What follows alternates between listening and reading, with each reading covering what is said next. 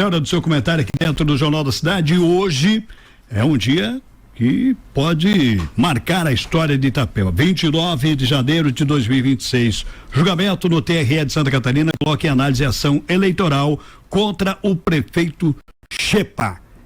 Se essa análise será hoje à tarde na sede do TRE, professor. E o que pode acontecer, hein? Olha, Flávio, a gente precisa olhar para essa situação com toda a seriedade e com toda a responsabilidade que ela merece, porque afinal de contas você foi muito feliz em dizer que esse é um dia histórico para Itapema. Isso pode representar a cassação do prefeito Alexandre Xepa.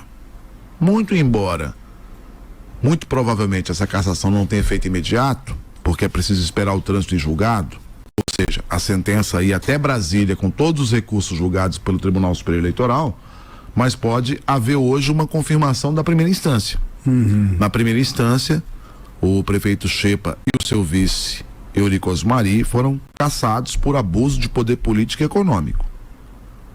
As duas chapas fizeram recursos, tanto a chapa do prefeito Xepa em defesa, quanto a chapa do ex-candidato Clóvis Júnior. E por conta desses recursos, a ação hoje está sendo julgada na segunda instância do Tribunal Regional Eleitoral de Santa Catarina, onde 7 ministros votam o destino do prefeito Xepa. Para a gente ser bem responsável, como o assunto exige, Flávio, primeiro explicar para o ouvinte que essa é uma ação de investigação judicial eleitoral.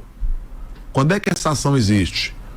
Ela existe, na verdade, para garantir a igualdade de oportunidades entre os candidatos, para garantir a liberdade do eleitor e para garantir a normalidade e a legitimidade das eleições. Essa ação foi ajuizada pela chapa perdedora, pelo Clóvis Júnior. Alegaram determinadas condutas que, segundo eles, teria beneficiado a candidatura do Xepa e do Osmari.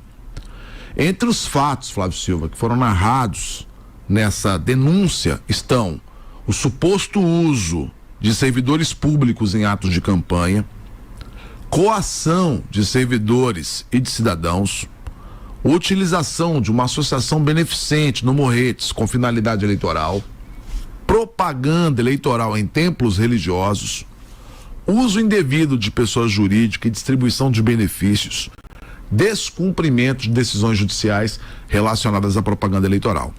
Essas alegações, Flávio, elas foram analisadas individualmente, ou seja, não há um conjunto probatório.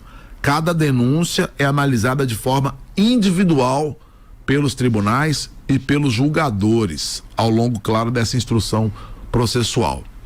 Na decisão de primeira instância, o juiz afastou a maioria das denúncias. Então, não ficou comprovado o uso de estrutura e de servidores para fins eleitorais, não houve prova de coação de servidores ou de eleitores, acusação em relação a empresas e a regularização fundiária careciam de provas e outras imputações, de acordo com a sentença, não atingiram o grau de gravidade exigido pela legislação eleitoral. No entanto, apesar do afastamento dessas denúncias, no entanto, Flávio, uma das situações foi reconhecida pela Justiça Eleitoral. A situação do uso promocional de uma associação beneficente, entendendo que houve uma associação reiterada entre a distribuição de bens e a promoção da imagem do então pré-candidato, com ampla divulgação em redes sociais ao longo do período eleitoral.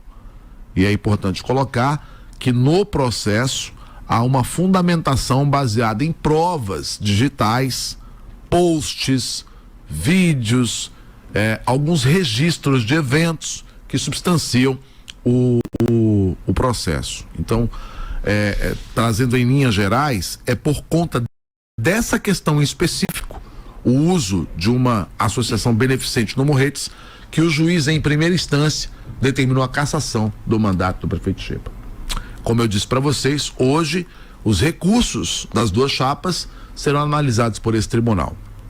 Já houve também um período, Flávio Silva, para os famosos embargos de declaração, que não mudam o mérito da sentença, mas de alguma forma estimulam uma nova reflexão, estimulam a protelação de novos prazos, de novos recursos, e já houve também uma manifestação do Ministério Público Eleitoral que reconheceu a cassação. Então, o que nós teremos hoje, minha gente, dentro do TRE de Santa Catarina, é uma confirmação ou não da sentença em primeira instância.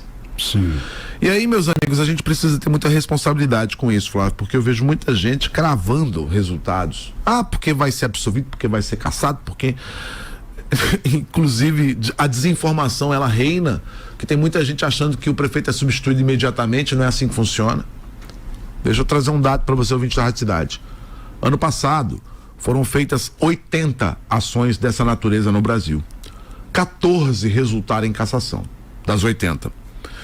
E as 14 resultaram em cassação após um trânsito em julgado, ou seja, apenas após a terceira instância, que acontece em Brasília no Tribunal Superior Eleitoral. Ô Reoli, é possível o afastamento do prefeito já na segunda instância? Mas não por esse tipo de crime. É possível quando é um crime em flagrante ou quando é um crime em processo, né? Aquele que vem sendo reiteradamente continuado ao longo dos anos. E não é o caso. A gente está falando de uma ação que se reflete nas eleições de 2022 e o estágio probatório factual já está lá dentro do processo. Então, é difícil um afastamento ao final da segunda instância. Há uma tendência de que, independente do resultado de hoje, ambas as partes recorram a Brasília, ao Tribunal Superior Eleitoral, Flávio. Então, hoje, Flávio Silva estará lá no tribunal. Para lá com o Fábio Lobão, né? Vai para lá hoje à tarde. Eu e o Tanaka vamos vir para cá às 18 horas. A gente já tem também uma indicação que o prefeito Xepa conversa conosco hoje, né? Ao final do julgamento, independente do resultado. Até porque, como disse agora há pouco, esse resultado ele pode confirmar a decisão em primeira instância, mas ele não afasta imediatamente o prefeito. Ele continua no cargo até que haja um recurso a Brasília. Então o prefeito deve conversar conosco e a gente vai manter o ouvinte da Rádio Cidade informado ao longo de todo o dia.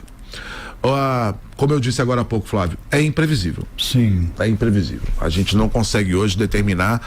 Já foram várias vezes em que a sentença foi confirmada, várias vezes que a sentença não foi confirmada, várias vezes que o processo foi encaminhado à terceira instância, a Brasília. Então não dá para cravar.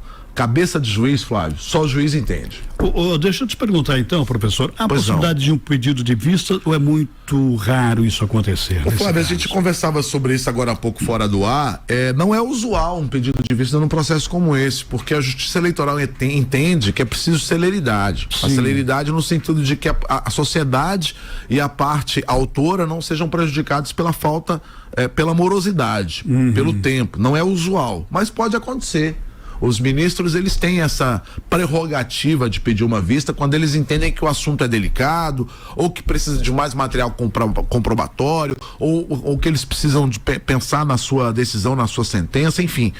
Não é comum, mas pode acontecer. Agora, saindo uma decisão hoje, uma das partes vai recorrer. Não tenho dúvida nenhuma disso, Flávio. Qualquer que seja a decisão de hoje, tanto a favor do Xepa, com o arquivamento do processo, ou a favor da chapa autora, no sentido de manter a cassação, eu não tenho dúvida de que as duas partes devem recorrer ao Tribunal Superior Eleitoral, lembrando, meus amigos, que o TSE, até agosto, está presidido pela Carmen Lúcia e a partir de agosto pelo Cássio Nunes Marques. Aí você me pergunta assim, Reoli, pode mudar? Pode. A Carmen Lúcia, ela é muito legalista, ela vai muito na letra fria da lei, e a gente não sabe como é que funciona o Cássio Nunes Marques, porque ele é um ministro recente, nunca presidiu uma corte, mas fica essa expectativa também. Aqui no Jornal da Cidade você ouve o comentário de quem entende do assunto. Ele é professor, historiador e cientista político Reoli Borges. Agora 7h18.